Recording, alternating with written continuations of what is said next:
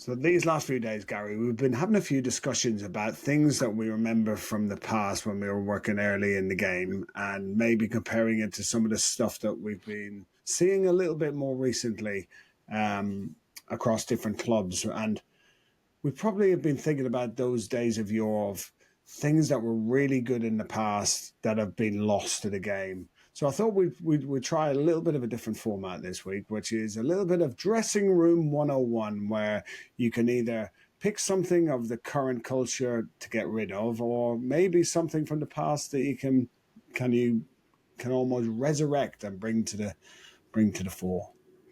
I like this. Like players. Like really good players. Yeah, I mean, it'd be great to resurrect some of them.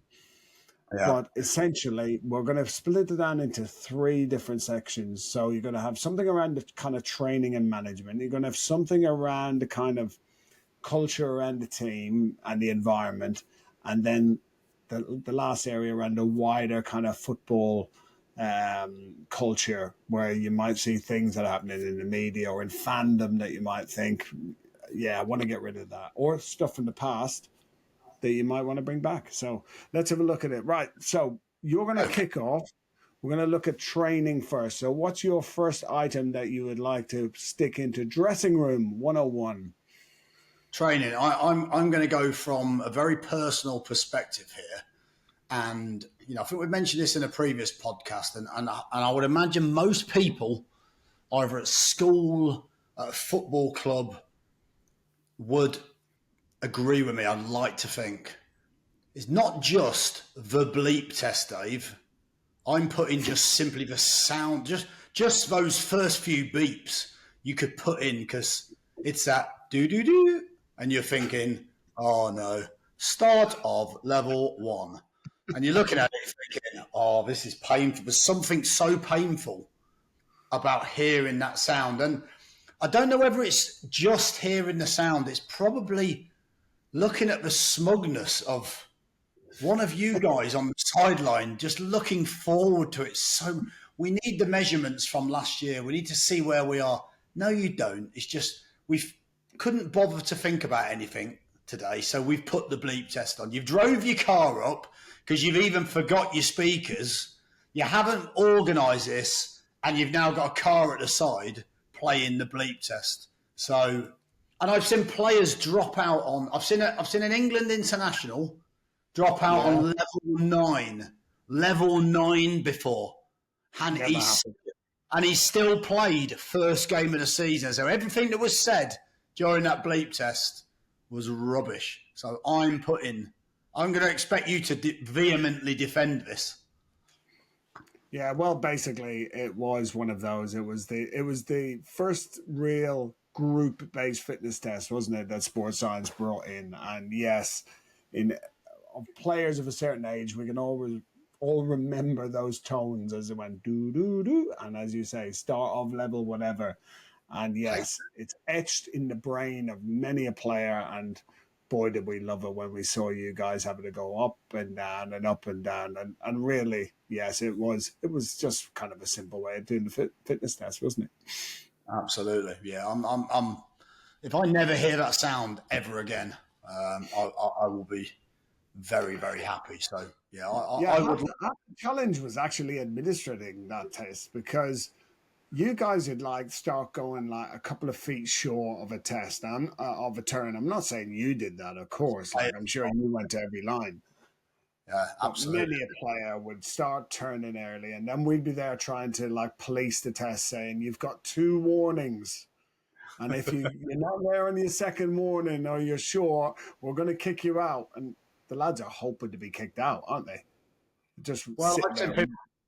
I've seen people get away with about 10 short steps, every time, and he's in another level. He's probably done about a whole run less than everybody else by the time he gets to the end. And I've seen people, by a very officious sports scientist, you're out on the first one. You're like, what? What do you mean I'm out on the first one? I've been running for 20 minutes. So, and then they brought that other one out. I don't know if you remember, they brought another bleep. Someone got busy and brought another bleep test out. And you've got it, haven't you? Tell me you've got it there. If you've got a cassette of the bleep test, I'm going to chuck you in room 101, Dave.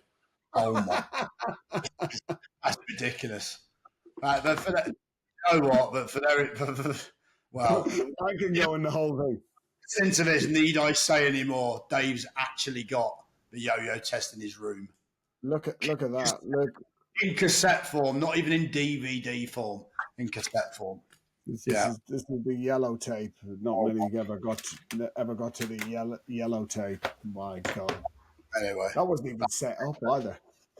No, I was going to say that's a bit worrying. I didn't even tell you what I was going to pick. Right, go on. Yeah, like every good sports scientist, I've just got a whole library of sports science things here. But let's be honest, it was one test that you could apply to the whole population of football, whether you were a pro, whether you're in an academy or a youth club. Everybody was doing the bleep test, weren't they? And the stories would pervade of players who reached level 16 and they were seen as some kind of aerobic god or just very busy. 15.4 was the most I ever got to. That was my record. I think someone had measured it wrong, but I like the way you're justifying this as though this is like you're already starting to more or less say you have to keep this in because I don't want to betray my whole profession for the last 30 years is really what you're going to say, aren't you?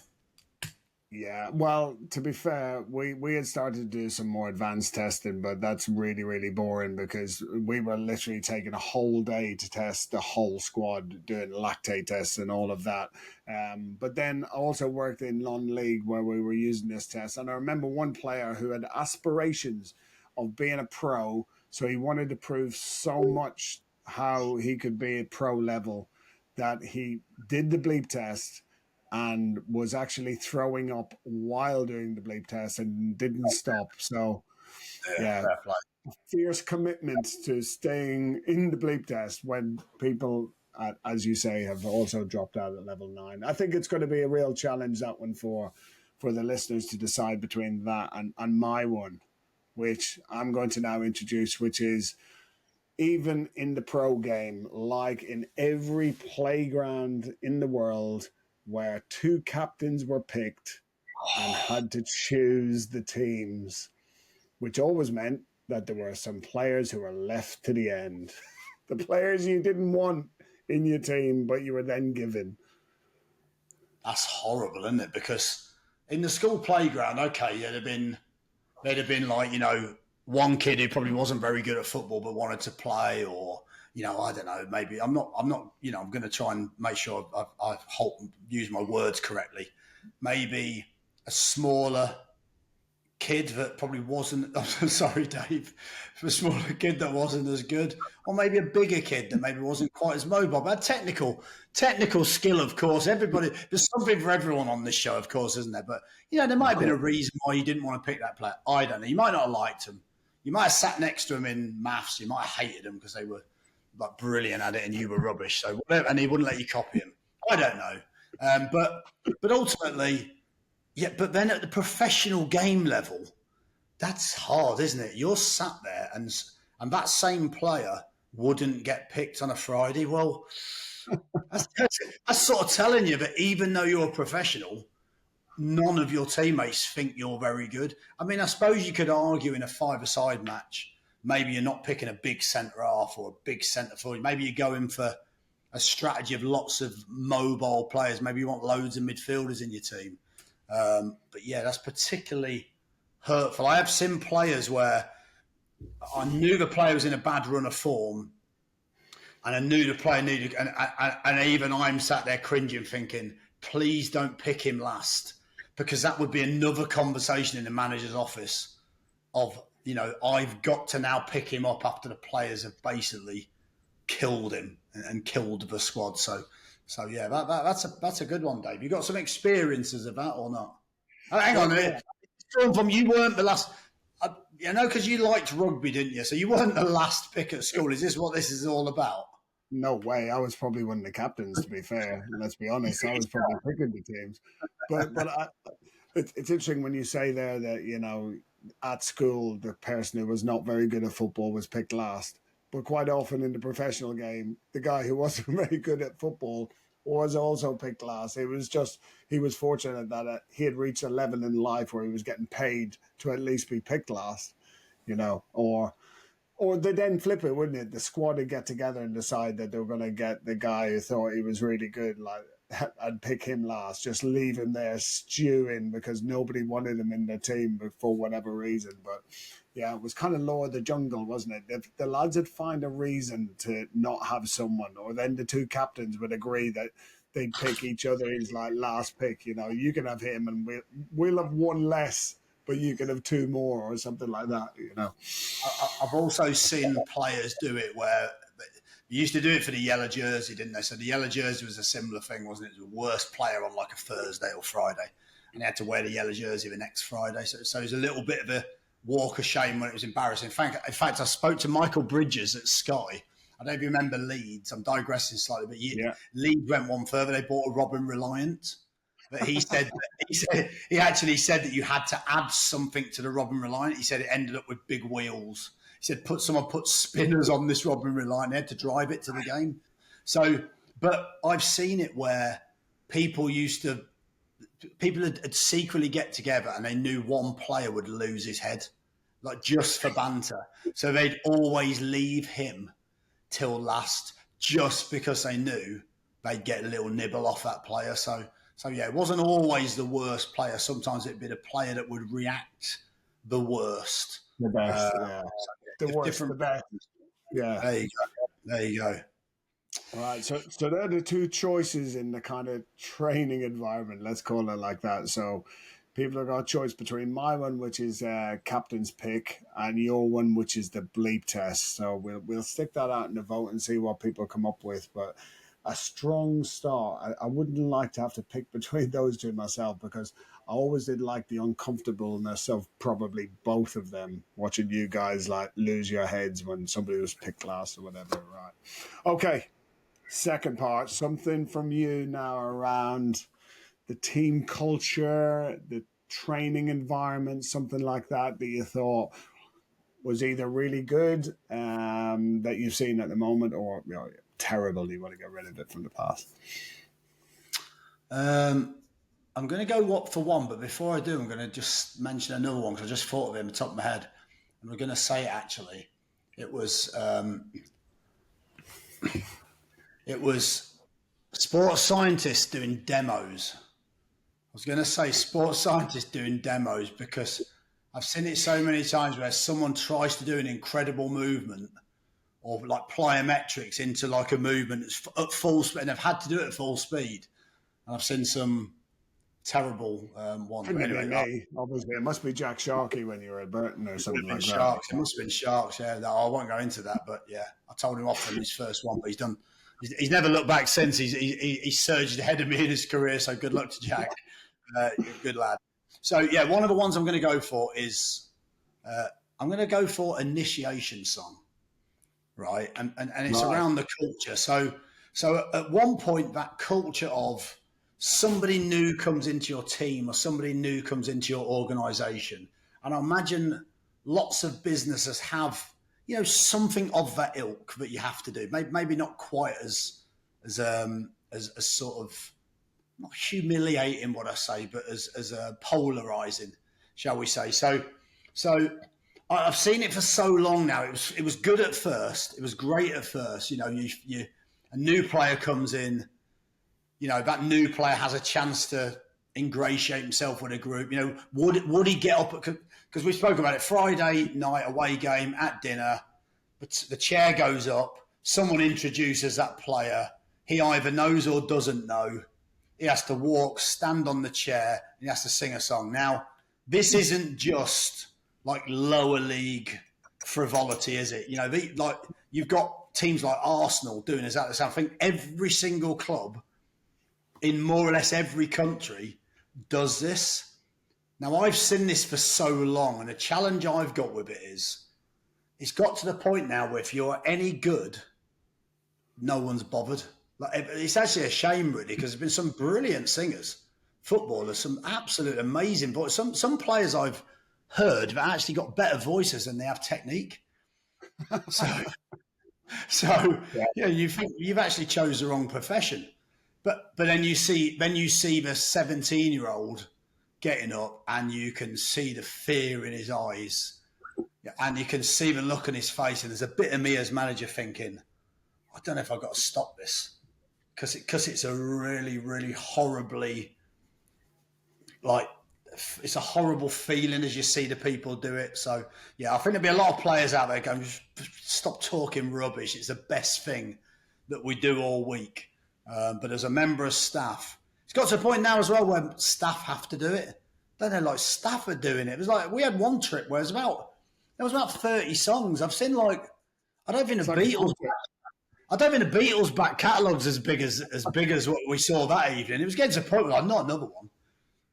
Anyway, so I'm throwing the initiation song in there. So you're getting rid of it, all right? That's interesting, yeah. Because as you say, like, more recently, in fact, I've not seen you sing at one of them, but I've had to do a fair few at a few clubs. And yeah, it's like 1 to 2 minutes of absolute terror as you try and just get through it. Hopefully, you pick a song that everyone might consider joining in with. In fact, we had one brilliant one recently, didn't we? We had Andreas Vogelsammer join us at Millwall. Yeah. And that was probably, of all time, my favourite initiation song. Brilliant. Just in the delivery and the choice of song, because he got up on that chair, didn't he?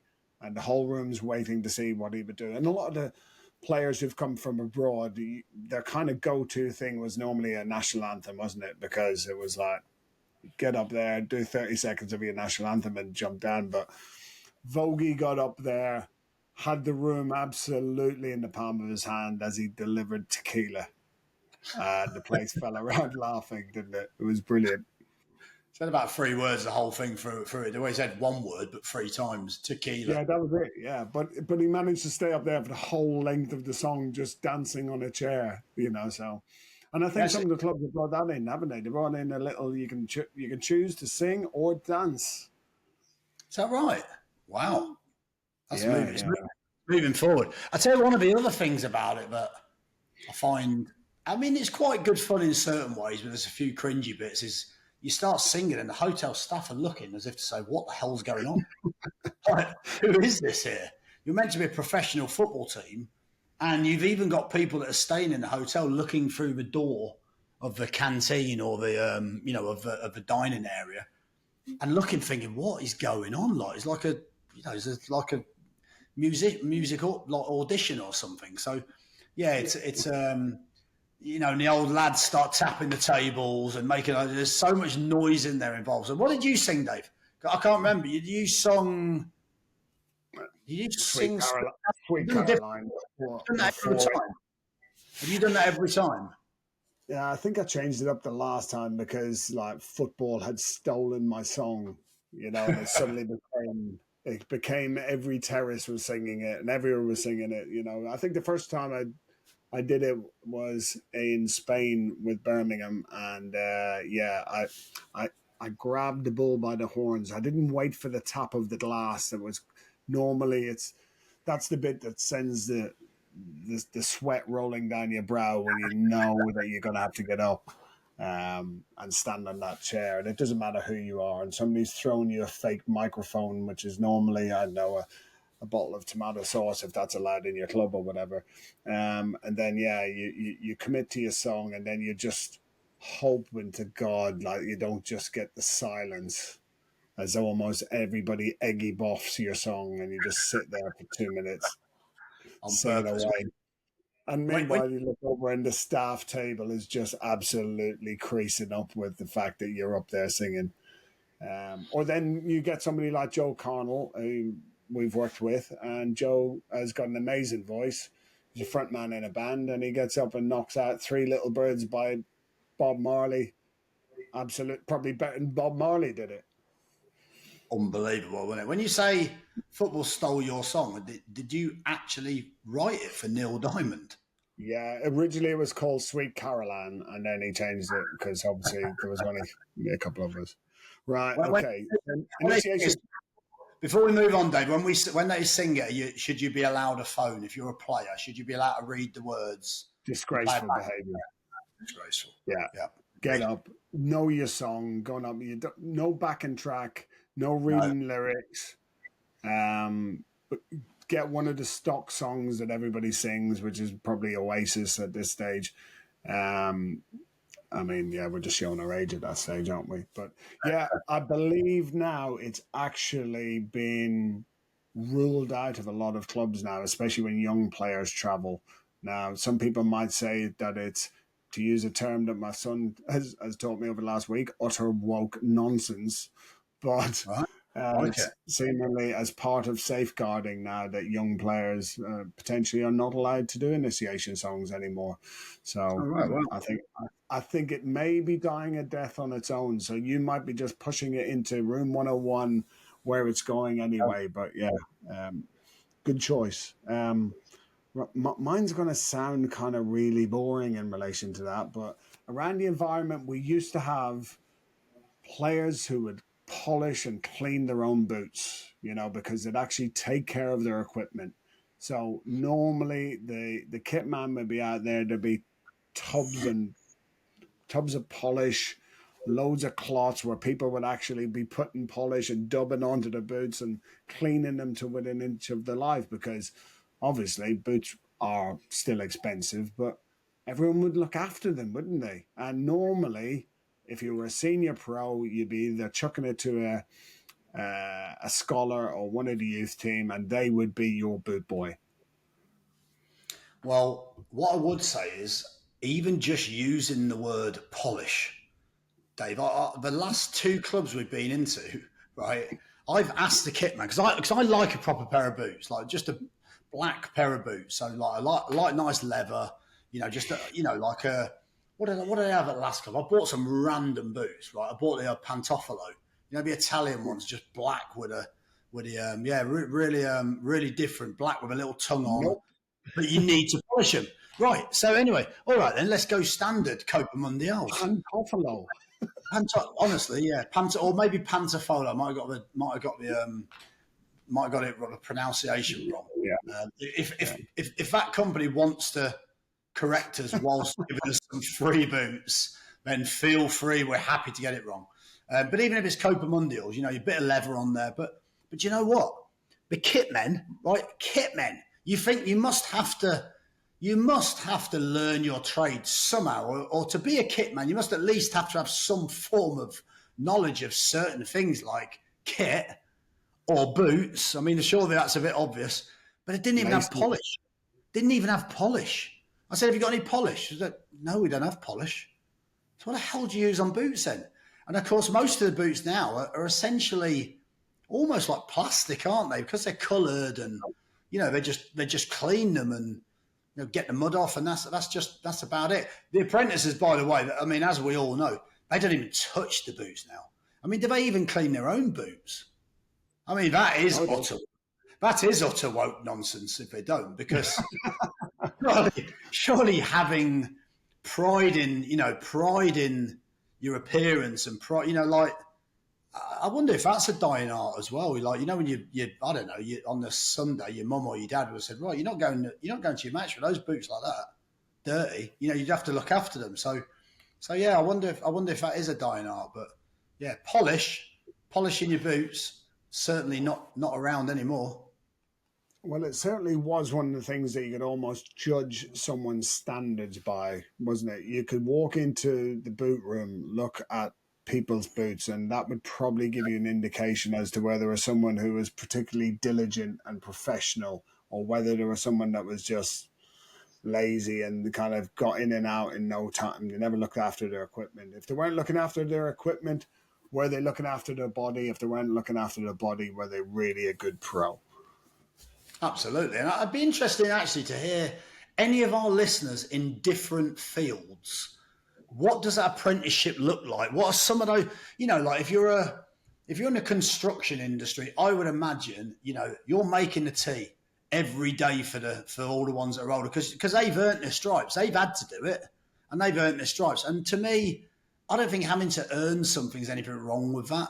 What other areas would there be sort of some form of a, if you're the first if you're a first year apprentice on the YTS scheme or whatever it's called now, what sort of jobs would you have to do in other industries? Because I'm sure there must be some out there. You wouldn't just walk in and do what everyone else does, would you? That's been there 15, 20 years. You'd have to earn the right in some capacity, So, yeah, it'd be interesting to see what other people have done or whether every industry is the same to a certain degree.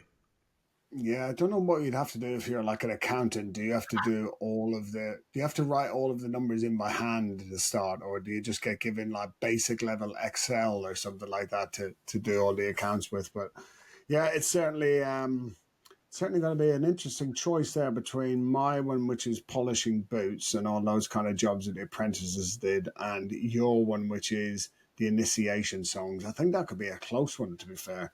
But I definitely know which one I prefer doing, which was, making sure my boots are okay. What about you? Absolutely. I am going to go for, what were the options again? I've completely. I was thinking about. Do Your you know? I was thinking. initiation song. Are you getting rid of your initiation songs? When you You said an have to. accountant, I was thinking with the budget coming up, the last thing on earth you should be worried as an accountant is what the apprentice is doing. That's what I would say. They are busy at the moment preparing. So what was it again? Sorry. So the apprentice, cleaning boots. Or initiation songs. Either Oh, and this, which, if you're a young player, both are terrible. I wouldn't want to do both, but God, yeah, imagine doing both. Yeah, I think I didn't mind cleaning boots, to be honest. I had Dion's boots, I had John Taylor's yeah, boots. I had Steve Claridge's boots. Steve Claridge's, quick story, Steve Claridge used to bring his boots in a bin liner. And literally before a game, he'd just get random boots out. Sometimes he'd get one boot of one sort and one of another sort. But he'd have no inner soles in because he found inner soles uncomfortable. Have you ever known anyone find the inner soles uncomfortable? I'm sure that's what they're designed for, to make them more comfortable. He didn't have all the studs in because he found that uncomfortable as well. So, back in the day, you'd have two studs in the back and four in the front or whatever it was. And he would literally have like one in the back and three in the front or something. His boots were patched up and falling apart. It was like, he gave me a fiver at Christmas where everyone else gave you like 20 quid. But to be fair to him, I didn't have to do anything because you couldn't clean them. Fall, rip them apart. It's the most bizarre pre-game behaviour I think I've ever seen. But anyway, he used to send me down the bookies at half time, so it's probably not the worst thing he ever used to do. there you go. I presume it wasn't what a modern player would have, would be a Louis Vuitton kind of branded black bag, was it? No, it was actually a bin bag. It was just a bin bag. And one of the as well, cheap bin bag. That's what it was. So it'd be a Louis Vuitton bin bag now, wouldn't it?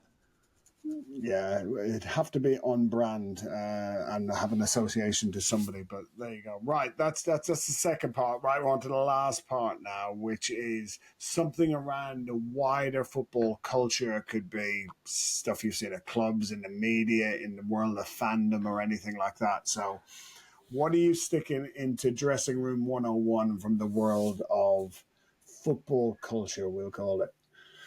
Well, it's interesting because I very nearly, just as you said, wash bags, I nearly went for wash bags. It just straight away pricked my conscience. I thought, you know what, that could go in, But then it's led me. You've helped me there, Dave.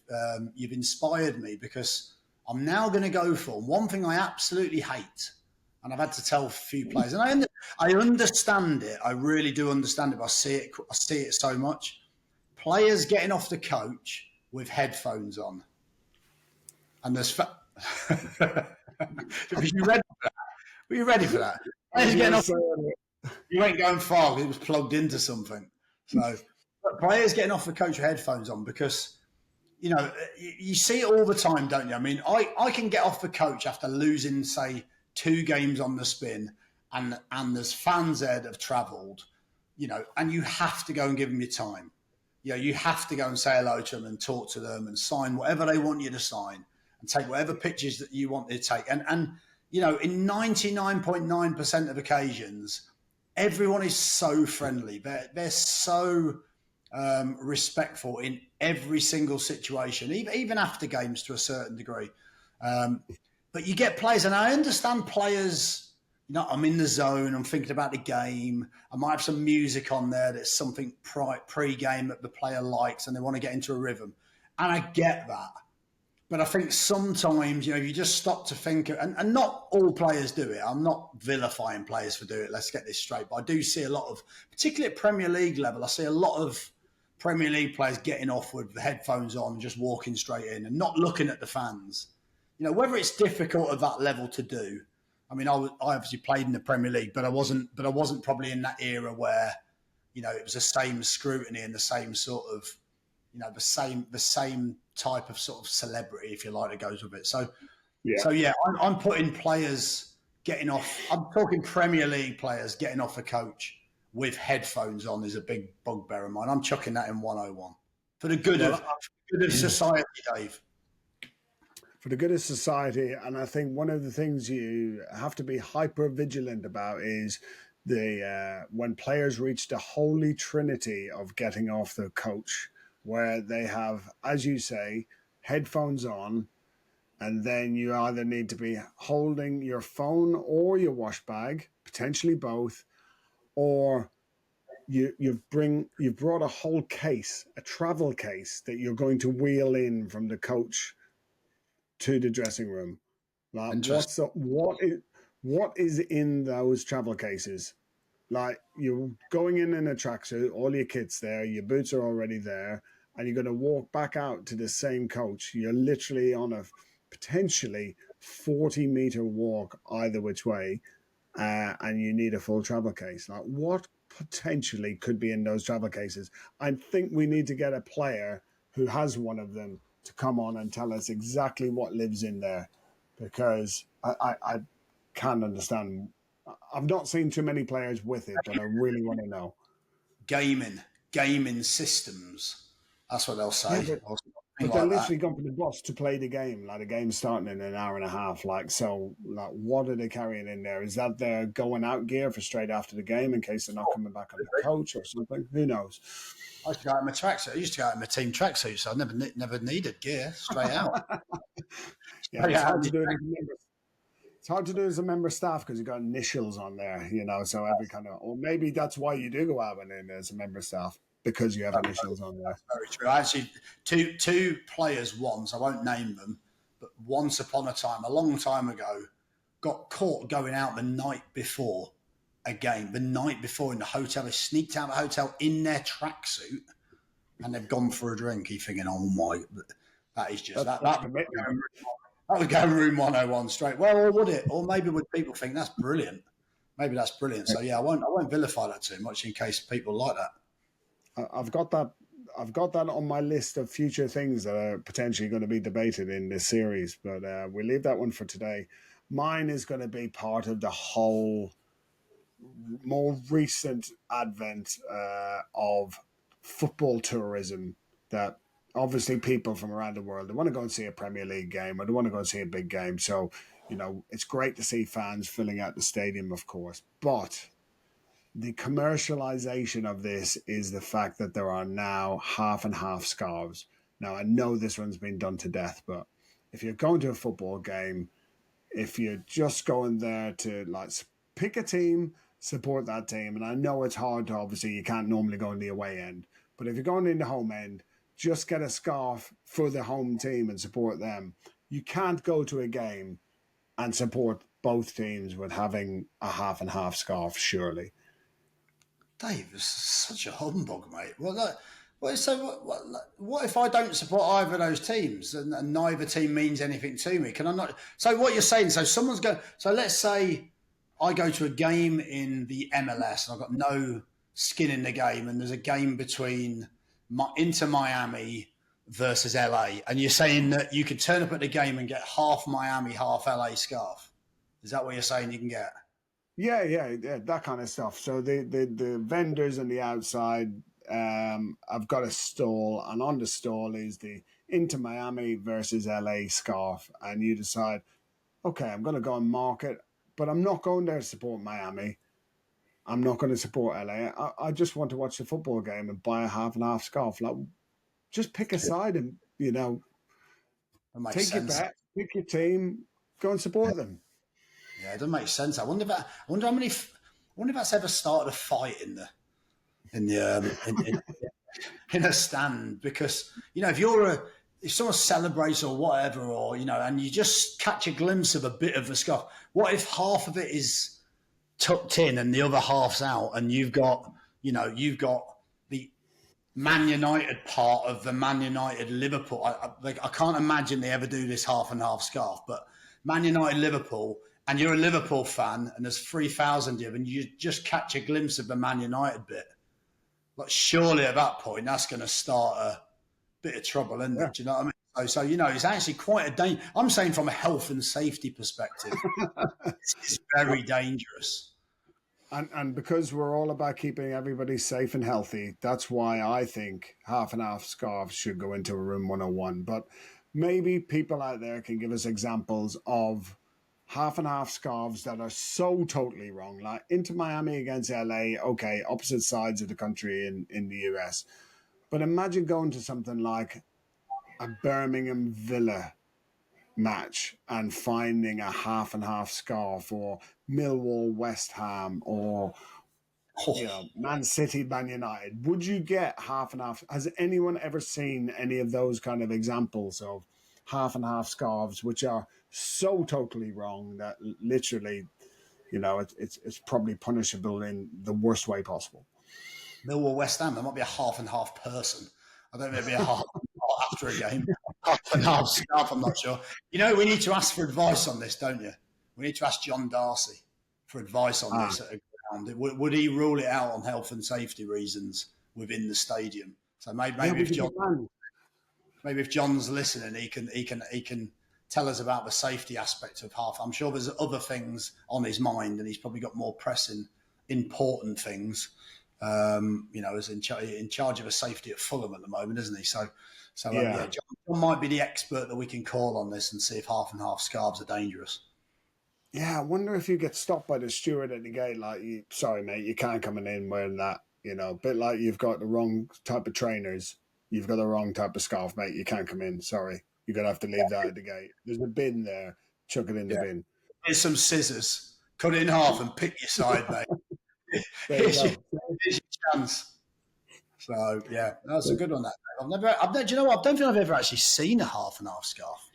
I'm going to be looking for that now. I'm going to be looking for that.